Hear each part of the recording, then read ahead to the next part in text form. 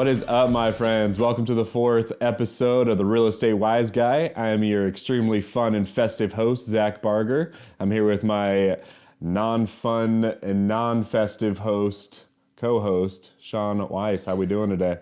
I'm good. I am festive. I just forgot my hat. Yeah, okay. We said we were going to wear Santa hats, and only one of us is wearing one. It's fine. We will work through it and on our way to a wonderful podcast today. Can we make that happen? I think we can. Wow. Be a little bit more fun and the people will listen.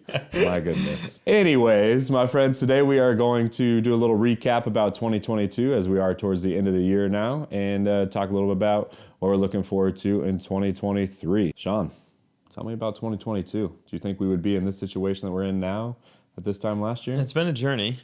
Where we started is certainly different than where we're going to close out the year. One of the things that I was looking into when we were talking about the kind of podcast topic today was I had two listings about less than 60 days apart. One was in May, late May, and one was in early July. First one in May was very indicative of how the first half of the year went, which was like all of 2021. It was crazy frenzy. We listed, had 20 showings the first weekend, 6 offers, 20% over ask.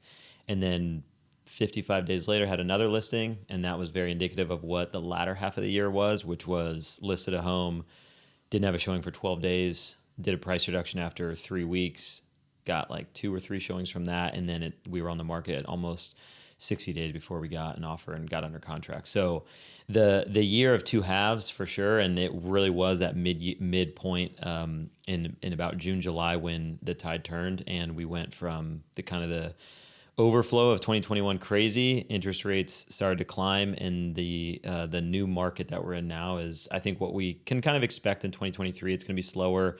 We are both hopeful that it's going to pick back up, but it is definitely not where I thought we would be. No one really thought that it was going to go forever, but my biggest surprise was how quickly it happened. For sure. I think the anticipation that we would end up here was not that far off. It was just we didn't think it would be in the end of 2022. If you would have said, hey, this is what it's going to look like in 2024, that's believable, or even late 2023. But you talk to people in March of 2022, and then 90 days later, it was a much different story. Yeah, to say the least. There's no way I would have predicted us being close to flat. I mean, we'll see what November's numbers come out, but our median home price being close to 0% as far as increase goes. But at the same time, I don't think either of us in our wildest dreams thought that interest rates would double in basically a 6-month time frame. Yeah. That's crazy. We went from roughly 3% to 6 to even we saw 7 for a good chunk of the year. Definitely made a huge difference. Absolutely. And the interest rates obviously is a big factor in that. You focus a little bit more on the median sales price, kind of that appreciation number a little bit more than I do. The one that I tend to focus more on is the unit sales, and that's what's down, 40%. I mean, that's just just transaction volume is way, way down. I'm a big believer in that those buyers those sellers that are choosing not to sell, or they're not settling for a lower price, and the buyers that are just choosing not to be in the marketplace right now, I think they are still out there. They're just waiting. So I think we'll start to see that come back in, later 2023, 2024, but it's certainly quiet right now. This is, the quietest probably 6 months that we've seen in a handful of years. Yeah, most definitely. We've seen rates dip a little bit over the last month or so, and I've seen, I got one of my listings under contract this past week, starting to pick up slightly, but yeah, it's definitely nothing like it was a year ago for sure. All right, so kind of talking or summarizing 2022 as a whole, what are some highlights of your 2022 year? Personally?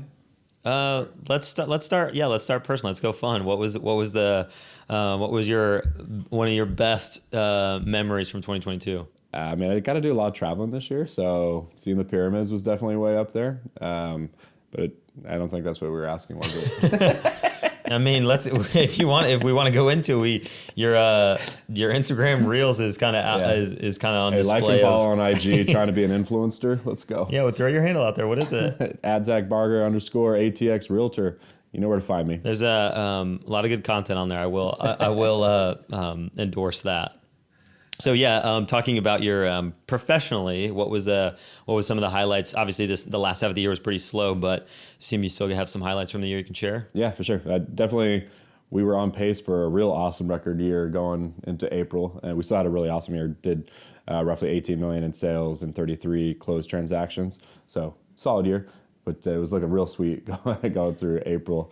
One of the things that I take a lot of pride in as far as which clients I work with, and take a lot of pride in helping people out is first-time home buyers. So one of the cool things of this last year, we were able to get 12 first-time home buyers into houses this year. So it should be a little easier for first-time home buyers in the 2023 than it has been in the last few years, just because there's going to be less competition.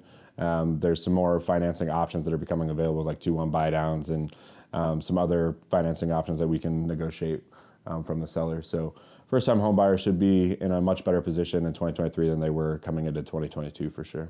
Yeah, I think that is something that has been overlooked these last 2 years.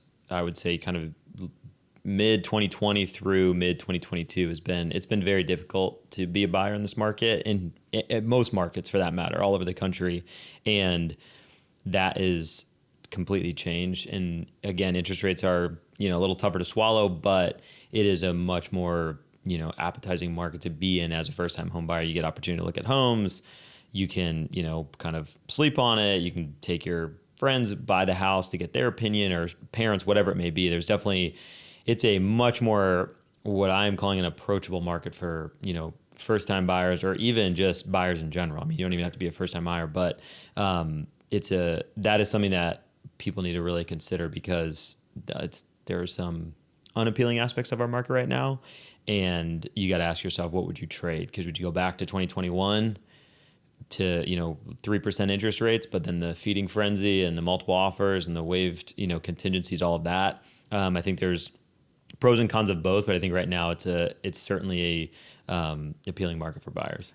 Yeah, to say the least. Definitely a lot different than it was at this time last year, to say the least. Yeah. How about you? What are some highlights for you last year? I would say in general, is just as the team, we were, like you said, pretty strong going through the first half of the year.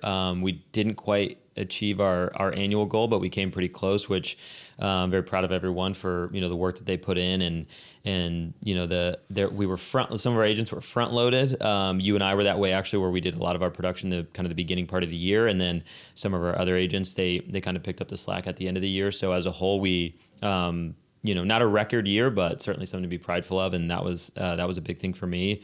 I'm just proud of the team. And I do think 2023 will, a little bit more even expectations of what to look for. There's certainly some hope of things will improve based, from these last few months. But I do think that once interest rates kind of settle down, we get far enough away from those 3% interest rates, and the national economy kind of becomes a little bit more stable, and people can see or foresee what's going to happen. I think, job security, all of those things, I think, the transaction volume will start to pick back up, and, we can get back to work, kind of in the busy season like we expect in the spring. Yeah, I totally agree. You finished your first development project this year, didn't you? Last year, 2021 was when we sold the first one. So this year we've got 2 going. They were both supposed to be done about now, and we were targeting kind of by the end of the year, and we're real close on one. We'll probably go into market, the first part of January, and then the other one's about a month behind, so it'll be about early February. But that has been a trying year for that, just construction and, all the things that you hear about in the news with supply chain and labor and everything else. We are behind schedule and over budget, which is, how a lot of people are. Doesn't sound desirable. Well, it comes to the territory. Things are improving, and I'm excited to see them, kind of finish up and, get them cleaned up and be able to show them off a little bit and get people in there and hopefully find some buyers. Sure. But yeah, thank you for asking. That's very excited. When we hopefully once those wrap up, we'll be kicking off a few more in 2023. Very nice. Let's talk about some of your investments that you've made this year. I know you were busier this year than you were last year with that. Yeah, for sure. I was able to add 2 properties with partners, so I'm up to 5 total, and we're renting out one of them as long term, and then the other one we're in the process of trying to do like a medium term rental where we're renting it to travel nurses and things along those lines. So we're in the process of getting it furnished, and pretty excited about it though. But it's hoping to add a couple more in 2023. But each year I've added a few since 2018 was my first place. That's awesome. Yeah. Just to kind of dive into that a little bit, provide some context. Can you talk a little bit about what the medium term rental is relative to short term or long term, just to give people some context for that? Yeah, so the concept with medium term is it's somewhere around 30 to 90 days that you're renting out, rather than a long-term lease would be, generally speaking, would be a 12-month lease, or short term would be more of like a hotel style type thing with Airbnb or Vrbo that you're renting out by the night. So the medium term, we're going to have it furnished, and then we're trying to rent out for somewhere between 30 and 90 days.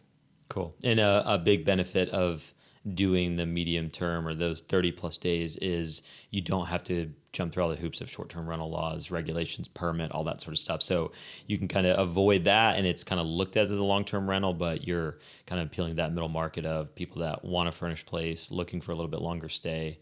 But it has become a more popular investment option For sure. that landlords are looking at. Yeah, from a revenue standpoint, you're probably not going to get as much as you would doing a short-term rental, but you should expect to make more than you would on a long-term rental. So we're, like you said, we're playing that middle ground of having the less hassle with a medium-term rental as compared to a short-term rental, but bringing in a larger net than we would with a long-term rental. Cool. Yeah, very cool. Always excited to be adding to the property portfolio. So congrats on that. Appreciate it. Well, while we got your feeling good, let's talk about let's get you back down to ground level. What were some low lights of 2022? Low light. Well, one of them Vegas, or we can talk real estate. Either one. I mean, there were a couple bad Vegas trips. There's a good one to finish though. Got that lucky 4 on the way out the door to come up on the last trip. So that's a dubski. Yeah, nothing like breaking even. It's a dream. They're giving money away out there. You should go check it out. I've heard. Anyways, well, one of my lowlights was I signed a contract on a new primary residence. I signed the contract. Doesn't sound like a low light. Well, just listen up. I'm under contract for 1.3. It's probably worth 1-ish right now. And they have $70K earnest money. Probably won't be done until like August of next year. But I tried to get out of it and was unable to do that. Would like to have that 70 grand to be able to swoop something up right now, but that's not going to happen. So I'm going to have to navigate that next year. It'll all play out fine, but it seemed like a really awesome deal in February when I signed it, because I was getting to jump 1,500 people on a waiting list. So I was definitely anticipating a little bit of a speculative purchase for sure, or a speculative sign. Yeah. That it was going to be worth more than 1.3 by the time I closed on it, but. Yeah, it does not appear that that's going to be the case. Well, I mean, and I do think obviously it's hard to realize the downside when you went under contract, or going under contract when you did. We were in a booming market. It's hard to imagine that we're going to see that much of a kind of a slowdown in the market. But that is something that is interesting with new construction in general. A lot of times, if you're building, you're basically going under contract. You're locking in the price and terms of that contract a year. Sometimes even more. In your case, it's going to be more than a year in advance. So it's definitely speculative of you hope that it's worth more.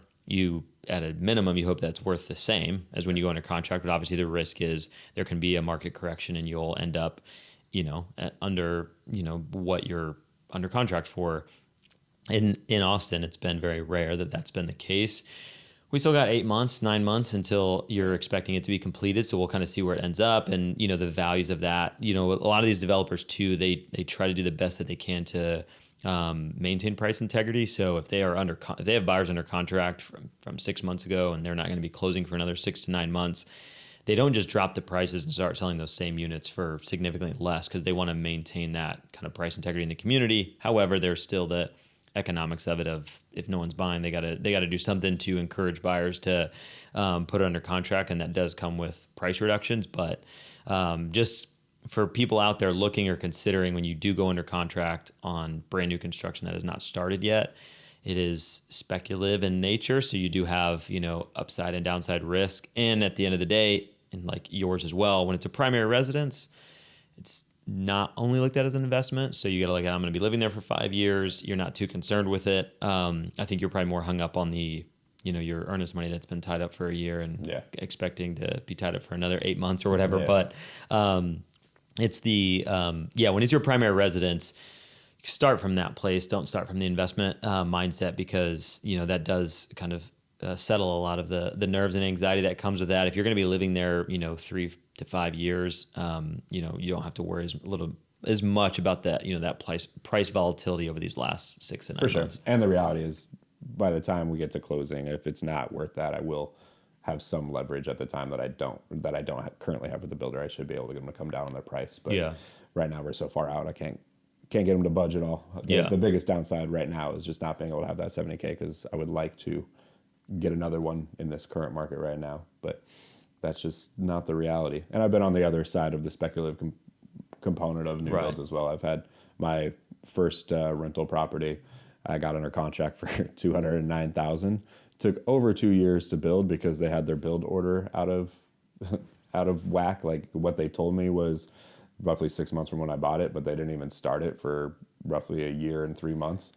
I remember that. So by the time I got into that one, it appraised for right at 400. So that was a pretty sweet win. So sometimes the speculative component can be ideal. Yeah, not so much in this case. Yeah, there's definitely benefits of that, like you said, and especially when you don't have to tie a bunch of earnest money up. Yeah. Some developments, it's it's $5,000 to $10,000. It's not something like 70, so it makes it a little bit more palatable with that. But one of the things we ran into throughout this year with clients in the same situation is that was tough for some people, and I had a couple that actually had to back out of the contract, was the affordability when we signed the contract in October of last year, and when they closed in August of this year was completely different, because rates had basically doubled from that standpoint. So they're looking at payments that were, in some cases, $800 to $1,000 more than what they're anticipating, just because rates had increased so much. That's been a difficult one for a lot of those new buyers or new construction buyers. Going under contract when rates are 3, and then closing when they're at 6. Yeah. And some people, they are not as fortunate and have to terminate because they don't qualify at that new payment. So sorry that happened, but I think we'll revisit this, in 6 to 9 months, and we'll see when the house is actually getting that Cinderella story. Yeah, it could be close to being finishing, and we'll see where values are in the community. Hopefully, they are at least pushing about what you paid for yours, and sure. We'll revisit that. Maybe it's a low light right now, but maybe it won't be. Yeah, it'll play out. It'll play out for sure. It'll all be fine in the long run. But like I said, I would rather have that $70,000 to employ on a different property right now. Yeah. All right, well, you're not getting off the hook. What's a low light for you? I would say, besides forgetting your Santa hat today, that was looking like a real Scrooge up there on I stage. would say you were probably a little bit more disappointed in me than I am of myself, but I'll give you that one. Sounds about right. I would say kind of similar story. I put a lot under contract in April, off market. This was a project that we were with the intent to redevelop it in an pretty exclusive neighborhood, and put it under contract in April, negotiated with the sellers. This was not listed, that we were going to do a 90-day close. So that bought me time. That's just property tax I don't have to pay, loan payments I don't need to make. I locked in the price in April, felt pretty smart about that. Then we closed in July, and rates had moved significantly from April to July. So I'm locking in a higher rate in July. Appraised about, I negotiated, I feel like a pretty good deal on it. Felt like I was, undercutting the market a little bit. It appraised for about 10% more than what I was under contract for at the time of closing. That is not common, to say the least. Yeah. And then fast forward, that was in July, and then fast forward in even by September, October, some sales that were hitting the MLS, coming on the market as comps, were showing that not only was the appraisal very inflated, but even what I paid for it was a little high. So people were buying stuff on the market below what I paid. That stung a little bit. That is investment, so that does hurt. It's a longer hold period with redevelopment, so makes some of that up. But that one stung. When you've got a couple $100,000, like you said, in depreciation in just a matter of a few months. But sometimes you just got to plug your nose and you just keep moving. You keep moving forward. You don't think about it. As Warren Buffett says, it's not a loss until you sell. So as long as we're not selling, we're not worried about it. Yeah, for sure. But the other one that I would say is just the pace of the builds has been frustrating, and it's been difficult. I certainly didn't want to go on the market this time of year. It may end up being a better situation if we end up listing in, like I said, February. That may end up being better than if I would have listed in October or September, like we were kind of originally forecasted. So we'll see. But the there's some negatives that come with that, carrying cost, kind of bleeding a little bit on that. The hold period's much longer, going over budget, that sort of thing. But all good learning experiences for sure. That I'm paying for an education. So that's the positive of it. It might even be cheaper than college. Yeah, probably nowadays. It's more fun than college. Yeah, I don't know about that. I don't think we're gonna ask No Fun Sean. Yeah, we'll agree to disagree on what we think. What fun is. College was definitely not fun because all we did was study, right? Well, I just accrued a bunch of debt and then dropped out after 9 months. So. Cool. No fun. No, that was the No Fun Sean. No Fun Sean. That was when it started. This isn't for me. I love that. So one of the things I wanted to jump into today, oftentimes we don't air these stories publicly because we want to maintain that level of having everything under control. But in the background, there's definitely agents on the other side that can drive us nuts. And I think it'd be fun to tell a story about an agent on the other side that just drove you nuts. You got any stories this year of a transaction that made you want to pull your hair out? Maybe not pull my hair out. I was met with a lot of frustration and with one transaction in particular, and this is something that honestly I think it's happening much more now that we're slower than it was before when you were.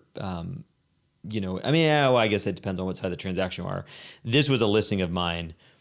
We didn't have to deal with this the last few years if you had a listing. The buyers and buyers agents kind of, they kind of felt lucky to be under contract. Right, yeah. So there was not a whole lot of, debate or adversity that was faced because it was like, hey, if you guys have a problem, then we'll just go to the next agent and next buyer in line. But this one in particular, it was a tough negotiation from when they looked at the house to get it under contract, and that was painful. It was that kind of nickel and diming of $100 there, $200 there, and that's difficult when you're talking about even in Austin, a $500,000 property, half the homes are over that, worth more than that. So when you're talking about $200 on a $550,000 or $600,000 house, it's frustrating. It's like, all right, let's keep it moving. Right. But people are, we're in a different marketplace. So that was difficult. We get under contract after a week of negotiation, which was by far the longest I've ever negotiated a contract. Then we basically, it was a rather, it was a pretty normal option period, but then they did terminate on, day 7 or last day of the option period. And then, so all of that work that went into those 2 weeks was all for nothing. So we go back to the market. We're on the market for about a week, and then they come back and say, "Hey, we still want to buy the house. We want to agree to the terms that you proposed." Which again, everything told us not to do it. The agent, the buyer, they just had all sorts of red flags. Me and my client, given the market, they were under contract to purchase something, so time was of the essence. So we said, "Hey, let's remove emotions from it. We have a contract. We don't have to deal with the option period again. They're past inspection. Financing is only a few days away. So yeah, let's do it." So we go back under contract with our original, with that original buyer, and we get about 6 days away from closing, and they get cold feet, and they basically just wanted to renegotiate the contract. They said, I think we were under contract for like $585,000, and they said, "Hey, we want $15,000 off." And at this point, you're past all of those negotiation periods and windows and contingencies. Right. It's not how it works. Yeah, it's certainly not how it works. And I mean, don't fault them for asking, I suppose. But my client wasn't taking the bait, and they said, "No, we'll go back to the market." To be honest, I kind of thought it was a bluff. I thought they were just trying to, pull that card at the 11th hour, trying to get something more out of it. We said no, and they walked away. So we not only not got burned once by them, I got burned twice by them. And it was one of those things, there was plenty of signs along the way. We should not have gotten into that position just based on, if it quacks, it's a duck. And that's the signs were there. So we got fooled and duped by it, but it was a successful story in the end. We did get under contract shortly after that, and those buyers actually closed, I think, on Friday last week. So that one is done, and they're closed on their new home, and my clients are happy, and everything's good. And best of luck to the agent and that buyer that terminated a contract twice on the same house. The second one, you had higher earnest money too, right? And they had to eat a good chunk of it. Oh yeah. So yeah, and I mean, just to provide some context for that, you can't terminate a contract that late without some sort of penalty. So they walked away from their, I believe at that point it was $8,000 in total is what they walked away from on a 500 and almost $600,000 house. So they burned money doing it. I mean, they were basically under contract for a total of about 30 days and lost about $8,500. So. Their reason for terminating was that they were afraid to go under contract and buy a house in this market, which can't fault them for it, but it did cost them. Yeah, cost them a mistake. Yeah, I remember the frustrations during that time frame. Yeah, and I do think a lot of those things could have been avoided. Conversations could have been had earlier, but water under the bridge. Here we are on the other side of it. For sure. You tend to have a little bit more theatrical experiences with your transactions. I had one that was pretty theatrical this year. It was. Is this the Grease one? Yeah. Oh, I got involved in this one. Yeah, you did. You did. I had a listing. This was right as the market was kind of shifting, so it went from just throwing a listing on the market and expecting to get 20 plus offers to I was working really hard to get any offers on this place. We get it under contract. Was this Mark Taylor? Mark Taylor. Ooh, yeah, Mark Taylor. That's on the wall of fame in their office. It was infamous in our office. We got it wall done. of shame, maybe. Hey, we got her done. Wall of fame. And you're not getting the price that we got at the time today. That's for sure. So yeah, we made it happen. It just didn't feel like a huge win at the time. Yeah, that one was the listing that wouldn't sell, and that was in the time. That was before it was slow. I got real creative with the marketing. Offered 4% buyer's commission to the buyer's agent. Had a lot of things working for my clients to make this one happen. We eventually got it on our contract, and we just had the agent on the other side was difficult to work with, and told me some things that were possibly not the truth multiple times. And this all culminated with the last time that I had direct communication with him. I was actually in Greece, and he was trying to back out of the deal for another reason that turned out to not be true. What were you doing in Greece at that time, if you don't mind me asking? I was at the club. At the club. It was about 2:30 a.m. in Mykonos, Greece, and I step out of the club to yell at this agent on the other line and got my point across. But to salvage the deal, I had to go to the bullpen, call in the closer, and my boy Sean salvaged it for us, and we got the deal to the finish line. But it was one of the more painful transactions I've ever had to deal with. It looked bleak for a moment. Oh, and man. the agent on the other side was obviously, they had their own frustrations, and they were, maybe self-sabotaging the deal a little bit. So anytime I have to get involved, and this was not that Zach could handle it, but it was the middle of the night and he was at a club and he had kind of exhausted his options. So cry for help. And generally, based on the story that Zach had told me, I did reach out directly to the agent, but I wanted to reach out to his broker to kind of have a more of a level-headed conversation without emotions involved. We weren't parties to the contract, so. And honestly, I'm not sure that was the best decision either. She was more dumbfounded at what was going on, and there was a lot of explaining of where we got to the point that we were, and it was. And then at that point, I kind of regretting getting more people involved, but things fell into place. That was towards the end of the closing, so I think it was one of those things you just hope that they showed up at the closing, and they did. Yeah, they showed up and signed, and it was one of those things where like the closing kept getting pushed back, like 3 weeks, and then they needed all these additional things to make it happen when it was all within their control, and we were having to go above and beyond to cater to all of their needs that really we shouldn't have had to. But yeah, occasionally you do have the roll of the dice where you just are not sure if they're going to show up to close, and which is a pretty dark situation to be in when you're representing your own clients, and you just kind of gotta, hey, they're gonna sign. Yeah. We hope that Dear they Lord, sign. baby Jesus. Which they did. It was a stressful one because my clients needed that one to close in order to move forward on the other place, and it was. There was a lot of that this year. A lot of the came down to the wire.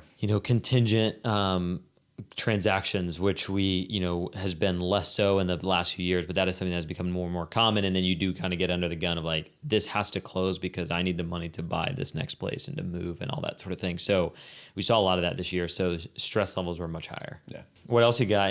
Can you tell me anything that you are looking forward to in 2023? Lots of things. Tell me about them. Gonna have a big year next year.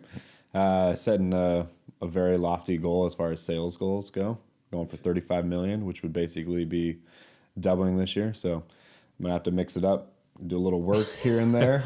Might be reaching out to some of the listeners, see if we know anybody that I can help with real estate. But yeah, I'm excited to get after it. I think the market next year is going to be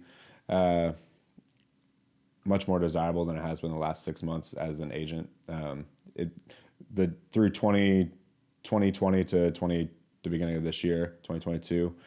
It was so competitive that it was honestly frustrating as an agent, as you're fully aware. Yeah. It was tough representing buyers, listings. It was, even though there was an aspect where it was easy to sell a home, it was still a very taxing process because our phones were getting 40 to 100 calls per listing per weekend, and we're having to go through 20 contracts every time we have a listing. So it was.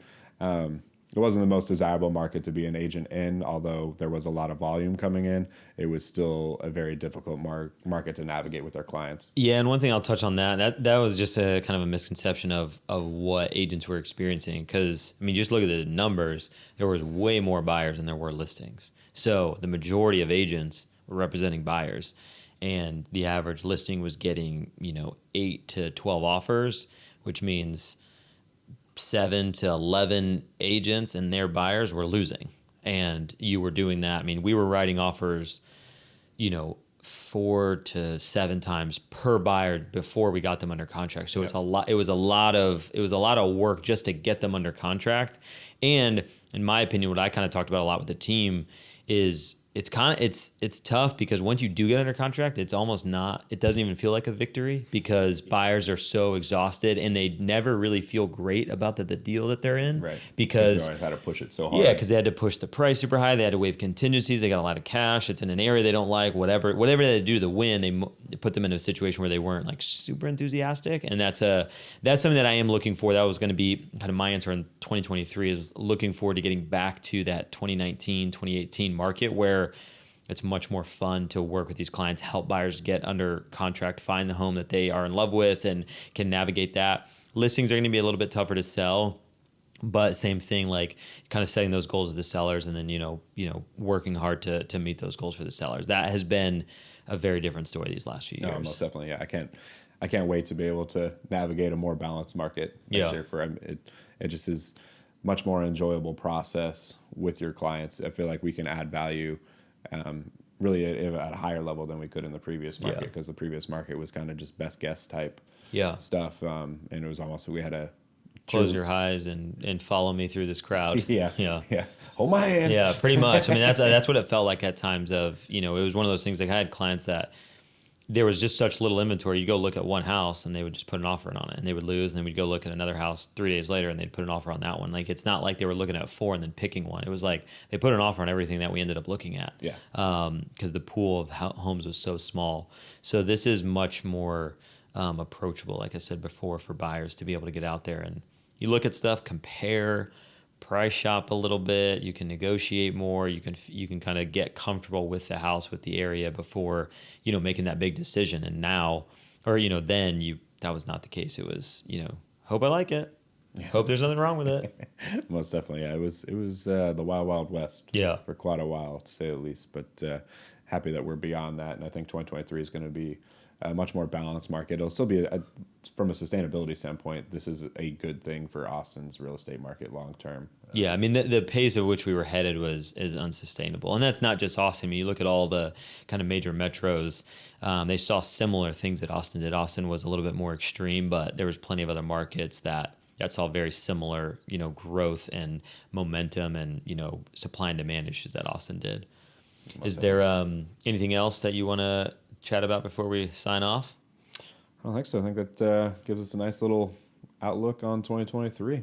Well, we're going to get back to podcasts in January, hopefully with some some upgrades or new additions. Yeah. We're going to be brainstorming these next few weeks to try to add a little bit more value and improve it for next year. Most definitely. As always, if y'all have questions, we'll be doing another podcast in the near future where we're answering listener questions. So feel free to send those to us. And if you have recommendations on how we can improve our format, we'd love to hear that as well.